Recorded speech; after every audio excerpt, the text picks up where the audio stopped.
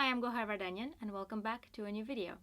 Today we have another one of those classical guitar favorites, Adelita by Francisco Tárrega. For the performance of the video, you can click on the link in the description box or in the info box, and in this video we will continue with the short lesson.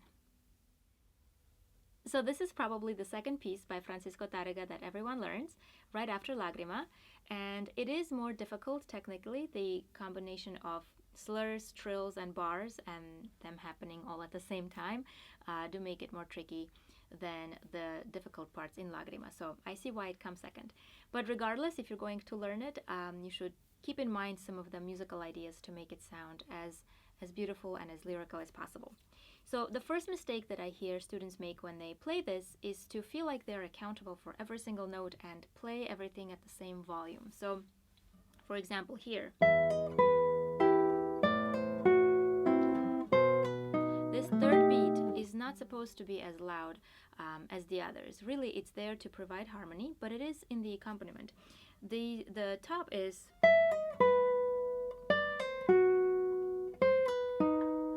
and then so on. So when you play everything together, you want to make sure that our ear doesn't get distracted. So from here, you want to still be hearing this beat while you play this and provide the harmony. But as soon as you play this a little bit too loud, you just totally will forget that there is a B, because the B is getting softer and softer, and all we will pay attention is to this third, which is pretty but not that important. So here, so I'm actually playing this a lot lighter than you think. I'm barely touching these, but your ear fills in the blank and the harmony is still there.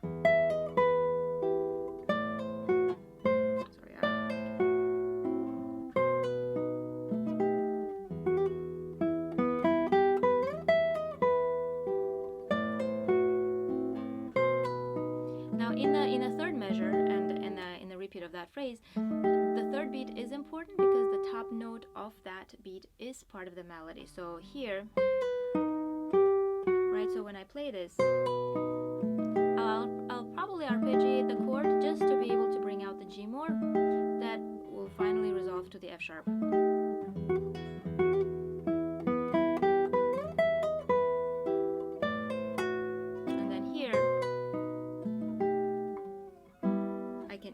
Loud enough. Oh, so what am I doing? Yeah. Then I can do the glissando and go to the E. But if I play this too loud, then these overpower and we can't really hear the G as the important note. And when you play the glissando, it won't really come through. The other thing in the A section is to make sure that your slurs are slow. So don't let your pinky run away and play it too quickly. This is more like a technical thing. So if you practice your slurs separately to strengthen the pinky, it will help. If anything, you want to stretch them. Right, so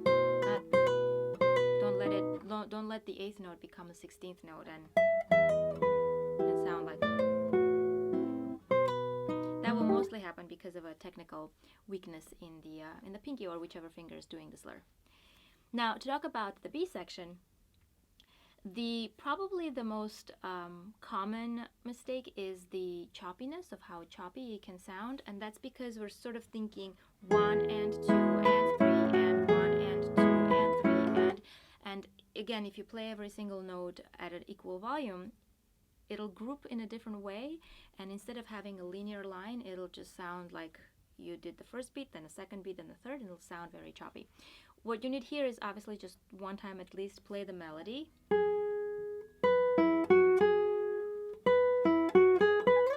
And so on. So when you play that, you realize that this is just filling material to give you the harmony. And it's not really 2 and, but rather the end of 2 is the pickup to the third beat. Like the phrasing is,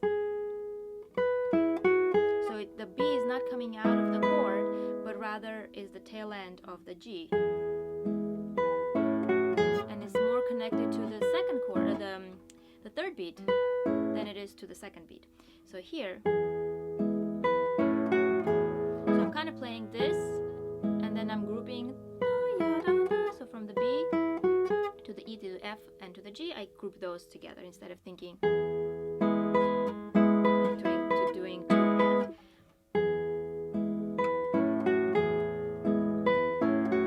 That way your music has more of a forward flow and it doesn't sound static. Another way to help this along is to make sure your notes in a melody overlap, even though, for example, this B is only an eighth note and it's not supposed to be ringing while you play the third beat. So here, it's not that you're going to let it ring the whole time, but for a moment before I actually play this chord, that pinky is going to stay on the B. And then I'm going to take it off to play the F sharp. Then it won't sound like this. You don't want this B to sound as if it got cut off and interrupted. You want to blend it into the E by holding it a little bit longer.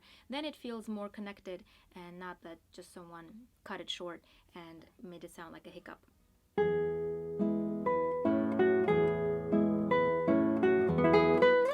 And then here, now these are going to be the tough parts. When this is an exposed bar with no help, you need to press the third string with your first finger and do the slur. So the only thing I can suggest is kind of to work on pushing on the bar and kind of pretending like your finger is turning inside out, like in the opposite direction, to be able to press that middle. And in time, hopefully you'll be able to get it. Desperate situation, maybe you can help with the second finger, though I used to do that as a kid, but I wouldn't really encourage. But if you're desperate and you need to get that, maybe you can try. You won't be able to hold it for long because you need you need it later. And then this is going to be hard because of the stretch. So those, you just have to work at it little by little, work on your bars to be able to get those. In the second half of the B section, again, you have again the same melody, right? It just appears an octave lower. So again, here, this is going to be super light. This B is going to be like a big pick up to the chord. The tough part here is going to be playing the chord and bringing out the E. You don't want like everything to be loud, but the E on the fourth string.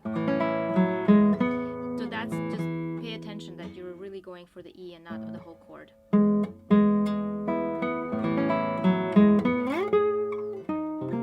sorry. And you'll find different versions of this. I play this on the third string because I find that this is the one line.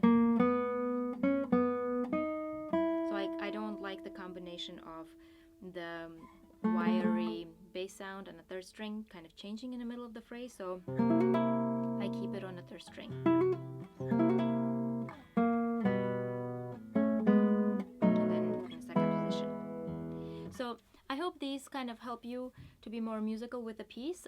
It might seem, by looking at the page, that there's barely any notes on there. It might seem very easy, but it is tricky to play it musically and clean and with all the trills and the bars. So do give it its due time to kind of mature and sound musical. And thank you very much for watching, and I'll see you in the next video.